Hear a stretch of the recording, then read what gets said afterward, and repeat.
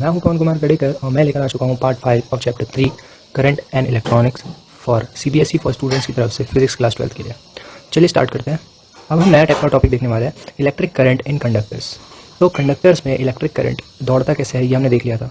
अब इसमें बेसिकली होता क्या है वो हम देखेंगे, ठीक है। तो चलिए स्टार्ट करते हैं टॉपिक। जब इलेक्ट्रॉन्स एक नॉर्मल कंडक्टर में मूव करते हैं तो उसका कुछ ऐसा रैंडम सा मोशन होता है, राइट, ठीक है। अच्छा, इसमें क्या होता है, जब इलेक्ट्रॉन रैंडमली मूव करते हैं तो इस ये जो इलेक्ट्रॉन की वेलोसिटी है उसको हम कहते हैं थर्मल वेलोसिटी, ठीक है। हर एक इलेक्ट्रॉन की एक अपनी थर्मल वेलोसिटी होती है, ठीक है। जब वो रैंडमली मोशन करता है, वो मोशन किस लिए करता है, क्योंकि हर एक एटम का न्यूक्लियस में कुछ बाइंडिंग एनर्जी होती है जिसकी वजह से वो इलेक्ट्रॉन को अट्रैक्ट करता है अपनी तरफ, क्योंकि उसमें प्रोटॉन होता है, जाहिर सी बात है, इसलिए वो अट्रैक्ट करेगा।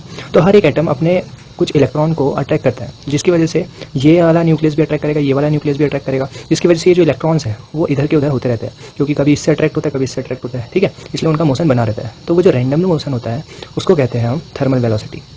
तो वो थर्मल वेलोसिटी जो है, अगर एक इलेक्ट्रॉन की थर्मल वेलोसिटी है तो अगर सारे इलेक्ट्रॉन की थर्मल वेलोसिटी अगर हम एवरेज ले उनका तो वो होती है 0, राइट, क्योंकि वो रैंडम मोशन कर रहे हैं, इसलिए उनका थर्मल वेलोसिटी कोई एक पर्टिकुलर डायरेक्शन में नहीं है, वो रैंडमली होता है, जिसकी वजह से वो एवरेज अगर निकाला जाए तो वो 0 होता है, ठीक है। तो एवरेज थर्मल वेलोसिटी जो होती है वो 0 होती है। अच्छा, अब हम क्या करेंगे, अगर मैंने एक्सटर्नल फील्ड अप्लाई कर दी, एक्सटर्नल फील्ड मतलब कि जैसे अगर मैंने यहाँ पॉजिटिव टर्मिनल, यहाँ नेगेटिव टर्मिनल एक बैटरी से कनेक्ट कर दिया इस कंडक्टर को, एक कंडक्टर के अंदर का मैं डायग्राम बता रहा हूँ आपको। अगर मैंने इसको ऐसे यहाँ पॉजिटिव टर्मिनल, यहाँ नेगेटिव टर्मिनल से कनेक्ट कर दिया तो क्या होगा, तो उस टाइम क्या होगा, उस टाइम ये जो इलेक्ट्रॉन है वो जितने भी इलेक्ट्रॉन है वो पॉजिटिव की तरफ भागेंगे, और प्रोटॉन जो न्यूक्लियस है या प्रोटॉन कह सकते हैं वो सारे नहीं जा सकते, क्योंकि वो भारी होते हैं या फिर मास उनका ज़्यादा होता है, जिस वजह से वो वहीं के वहीं फिक्स रहते हैं। तो ये जो इलेक्ट्रॉन है वो इस तरफ भागेंगे। इसका मतलब कि अब क्या होगा, thermal velocity changes into some other velocity, क्योंकि अब थर्मल वेलोसिटी रैंडम नहीं हो रही, अब उसको हम ड्रिफ्ट वेलोसिटी कहेंगे। ड्रिफ्ट वेलोसिटी क्यों, ये समझते हैं। देखो, ड्रिफ्ट वेलोसिटी क्यों कहेंगे, क्योंकि जो थर्मल वेलोसिटी होती है वो रैंडम मोशन ये न्यूक्लियस की वजह से होती है, एटम्स की वजह से होती है, राइट। लेकिन जो ये एक्सटर्नल फील्ड जब हमने इंट्रोड्यूस करवा दी, जिसकी वजह से इलेक्ट्रॉन्स अब इससे अट्रैक्ट हो रहे हैं और एक पर्टिकुलर डायरेक्शन में जा रहे हैं, तो जिसकी वजह से इलेक्ट्रॉन एक्सेलरेटेड हो रहे हैं towards positive terminal, right. But because of collision, ये जो यहाँ पे इतने बड़े बड़े एटम्स जो है इनके अंदर जो न्यूक्लियस है, इन पे इनके अट्रैक्शन, इनका अट्रैक्शन भी तो हो रहा है ना इलेक्ट्रॉन पे, तो इनका अट्रैक्शन होगा तो ये इनसे टकराएंगे जाते वक्त। तो जाते वक्त जो टकराव होता है, जिनकी वजह से जो इनका एक्सेलरेशन होगा जितना होना चाहिए उतना नहीं हो पाता, जिसकी वजह से ये अपने आप को ड्रिफ्ट करते हैं या खींचते हैं पॉजिटिव टर्मिनल की तरफ, तो इसलिए हम इसको ड्रिफ्ट वेलोसिटी कहते हैं, ठीक है। तो जब वो हम एक्सटर्नल फील्ड अप्लाई करेंगे, पॉजिटिव और नेगेटिव टर्मिनल जब अप्लाई कर देंगे एक कंडक्टर में, तो जो इलेक्ट्रॉन का मूवमेंट होगा, तो जो मूवमेंट होगा उसकी जो वेलोसिटी होगी उसको हम कहते हैं ड्रिफ्ट वेलोसिटी। आई होप आपको ये समझ में आ गया होगा। अच्छा, मैं आपको एक सिंपल सा एग्जांपल देकर समझाता हूँ। सपोज ये जो हमारा कंडक्टर है उसको हम रेलवे स्टेशन की तरह मान लेते हैं, राइट। और ये जो मोटे मोटे जो एटम्स पड़े हैं यहाँ पे ये इंसानों को मान लेते हैं, ठीक है, जो कि एक स्टेशन पे खड़े, एक प्लेटफॉर्म पे खड़े, बेसिकली ये प्लेटफॉर्म है। अब सपोज ये जो छोटे इलेक्ट्रॉन्स हैं ये प्लेटफॉर्म पे ये भी खड़े हैं, लेकिन ये थोड़े इधर उधर मूव हो रहे हैं। अब इनको पता चलता है इस इलेक्ट्रॉन्स को कि इनकी जो ट्रेन है वो दूसरे प्लेटफॉर्म पे आएगी और वो ट्रेन छूटने वाली है 1 मिनट के अंदर, तो वो रस करेंगे, वो पॉजिटिव टर्मिनल की तरफ रस करेंगे, क्योंकि सपोज इधर से सीढ़ियाँ है दूसरे प्लेटफॉर्म पे जाने के लिए, तो रस करेंगे, जिसकी वजह से ये टकराएंगे, एक्सेलरेट करेंगे, जिसकी वजह से टकराएंगे, तो उनकी एक्सेलरेशन स्पीड होगी, वेलोसिटी होगी, वो कम हो जाएगी, ठीक है। तो इतना एक्सेलरेट नहीं कर पाएंगे क्योंकि यहाँ पे बड़े एटम, ये बड़े लोग भी यहाँ पे है। तो एक सिंपल सा एग्जांपल मैंने आपको समझाया कि ड्रिफ्ट वेलोसिटी जो होती है वो एवरेज जो थर्मल वेलोसिटी होती है उसके जैसी होती है, पर वो एक पर्टिकुलर डायरेक्शन में होती है। तो चलिए, अब ड्रिफ्ट वेलोसिटी हमने समझा, अब उसका एक्सप्रेशन देखते हैं, ठीक है। तो electron movement in a conductor कैसा होता है, जब बैटरी एक नहीं कनेक्ट होती है तो वो रैंडमली ऐसे मूव करती है, राइट, है ना। अच्छा, अब जब हम बैटरी कनेक्ट कर देते हैं तो ये कुछ इस तरह से मूव करती है। तो ये जो इलेक्ट्रॉन का इसमें आप देख रहे हो मूवमेंट, वो कौन सा है मूवमेंट है, वो थर्मल वेलोसिटी, मतलब इनकी वेलोसिटी अभी थर्मल वेलोसिटी है। जब वो कुछ एक पर्टिकुलर पॉजिटिव डायरेक्शन में जा रही होती है इलेक्ट्रॉन्स, तब उसकी वेलोसिटी क्या होगी, उसकी वेलोसिटी होगी thermal velocity, drift velocity, right. अच्छा, अब ये ड्रिफ्ट वेलोसिटी क्यों, क्योंकि यहाँ टकरा रहे, देखो अगर ध्यान से देखोगे आप तो इलेक्ट्रॉन अगर ये पॉजिटिव टर्मिनल पे जा रहा है तो वो टकरा रहा है, जिसकी वजह से उसकी स्पीड कम हो रही है, तो ये होता है ड्रिफ्ट वेलोसिटी में, ठीक है। अच्छा, अब हम इसका एक्सप्रेशन निकालते हैं ड्रिफ्ट वेलोसिटी का। चलिए स्टार्ट करते हैं। तो sorry, 1 minute, let me raise it.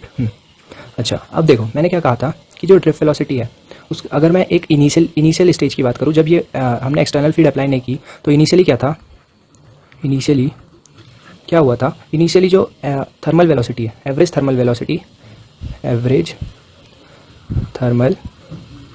Velocity वो क्या थी, वो 0 थी, ठीक है। तो अगर मैं बोलूँ एक इलेक्ट्रॉन की वेलोसिटी v1 थी, दूसरे इलेक्ट्रॉन की वेलोसिटी v2 थी, तीसरे इलेक्ट्रॉन की वेलोसिटी v3 थी, ऐसे करके अप टू vn, मतलब वेलोसिटी ऑफ n इलेक्ट्रॉन्स की वेलोसिटी vn थी। इन सबको प्लस कर दूँ अपॉन में टोटल नंबर ऑफ इलेक्ट्रॉन, तो वो क्या होगा, average velocity, average thermal velocity वो क्या थी, 0। तो मेरे पास एक एक्सप्रेशन आ गया ये। अच्छा, मैं इसको अब फर्स्ट दे देता हूँ, ठीक है, ये आ गया।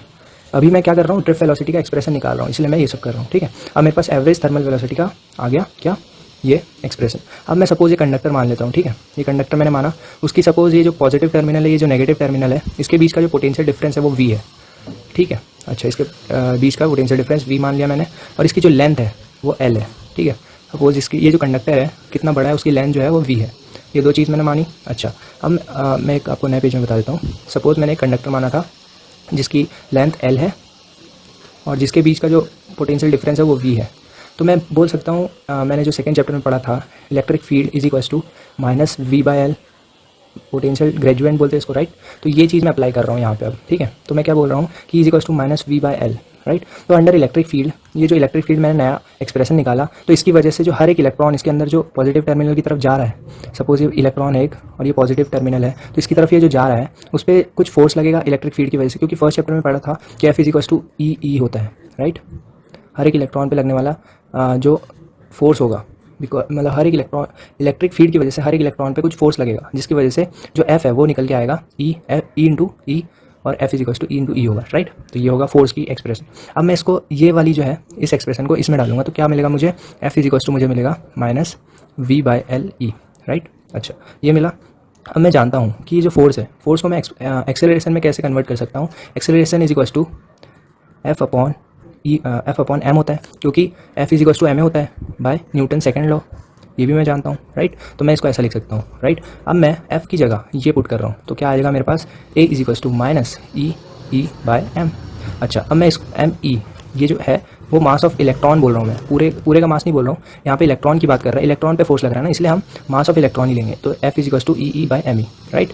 ये मेरे पास एक्सेलरेशन का एक्सप्रेशन आ गया, जिसको मैं सेकंड मान रहा हूँ। ये आगे चल के हमें काम आएगा ड्रिफ्ट वेलोसिटी निकालने के लिए, इसलिए मैं इसको सेकंड एक्सप्रेशन दे देता हूँ। अच्छा, अब हमने इतनी बात की, अब हम देखते हैं जब हम गेन करते हैं कोई वेलोसिटी, ठीक है, ये जब यहाँ पे हमने पोटेंशियल डाल दिया, पॉजिटिव टर्मिनल नेगेटिव टर्मिनल जब ला दिया, इंट्रोड्यूस करवाया, जिसकी वजह से यहाँ ड्रिफ्ट वेलोसिटी इंट्रोड्यूस हो रही है और ड्रिफ्ट वेलोसिटी हो रही है जिसमें इसका मूवमेंट हो रहा है, लेकिन यहाँ पे ये पॉजिटिव एटम्स है, यहाँ पे प्रोटॉन्स और न्यूट्रॉन्स है, एटम्स है बोल सकते हैं, तो उनकी वजह से ये कोलाइड हो रहा है। तो कोलाइड हो रहा है तो कुछ वेलोसिटी इसकी डिक्रीज होगी, तो वो जो वेलोसिटी है उसी को हम क्या कहेंगे, ड्रिफ्ट वेलोसिटी, राइट।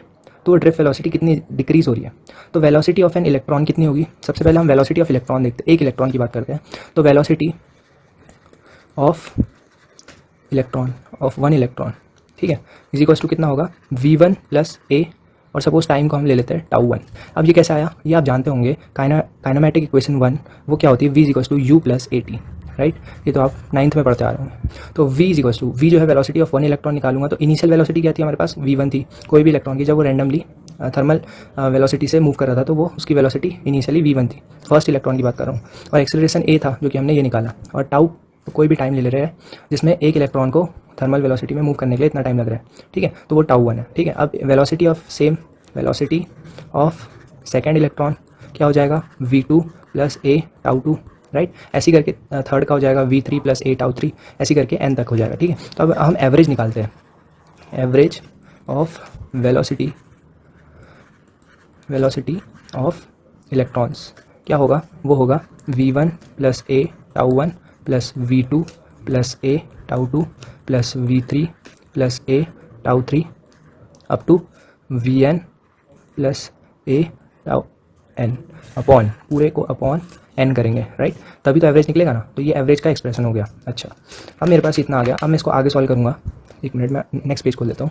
तो मेरे पास एक्सप्रेशन क्या था, मेरे पास एक्सप्रेशन था, तो वो जो अगर आप ध्यान से देखोगे यहाँ पर, तो ये जो average of velocity of electrons है, इसी को क्या बोलता हूँ मैं, इसी को बोलता हूँ मैं ड्रिफ्ट वेलोसिटी। तो ये ड्रिफ्ट वेलोसिटी का मेरे पास एक्सप्रेशन आ गया, ठीक है। तो ड्रिफ्ट वेलोसिटी को मैं सपोज वी डी से रिप्रेजेंट करता हूँ, तो वी डी इक्वल टू क्या होगा, v1 plus a τ1 plus v2 plus a τ2 plus v3 plus a τ3 up to vn plus a τn, right. और इस सब में अपने को क्या जोड़ना है, अपॉन में n। तो ये एवरेज वेलोसिटी यानी ड्रिफ्ट वेलोसिटी निकल के आ गई।